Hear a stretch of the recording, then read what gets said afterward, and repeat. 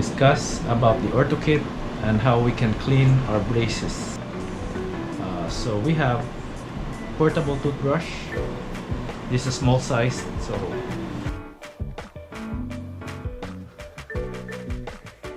next is we have the mouth mirror. We use the mirror to explore your oral cavity.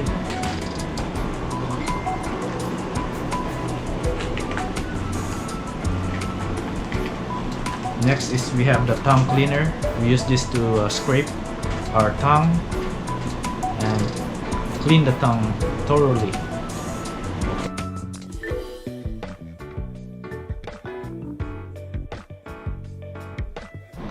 Okay, so we have another toothbrush.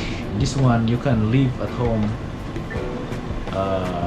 This is the taller one as opposed to the other one. You have Ortho wax. This can help yung mga matutulis na part ng wires or ng braces.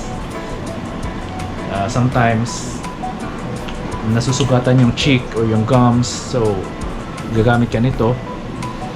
Kukuha ka ng parang small size portion, parang singlaki ng braces and ilalagay mo dun sa This the interdental brush. This one. Okay, you can use this in between the teeth. One is a very important one. I recommend, parang kasing important din ito ng pagtutoothbrush, which is flossing. Maraming pasyente natin na hindi aware dito, hindi nagfo-floss, but I recommend na kailangan mag-floss every day para sa in-between ng ngipin.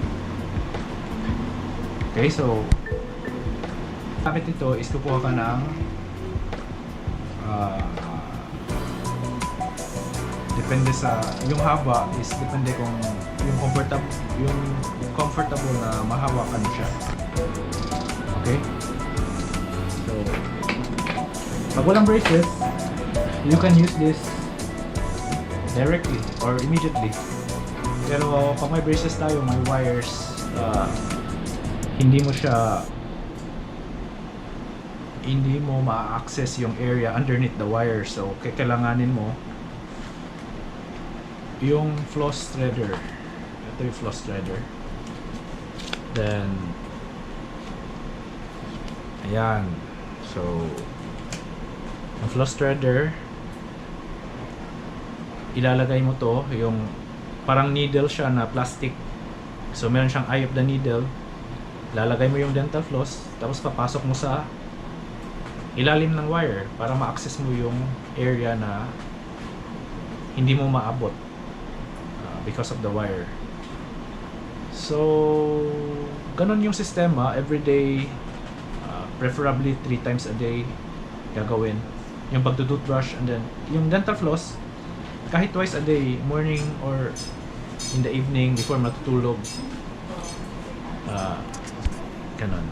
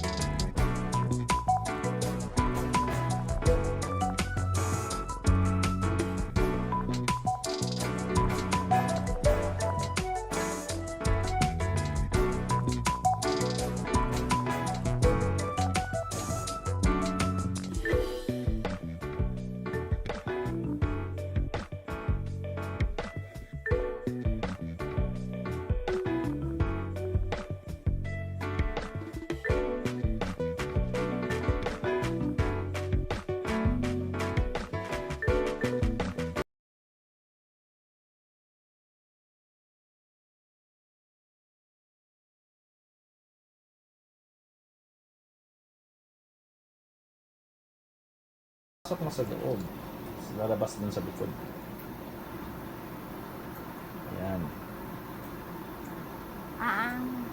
Then you'll be able to floss underneath.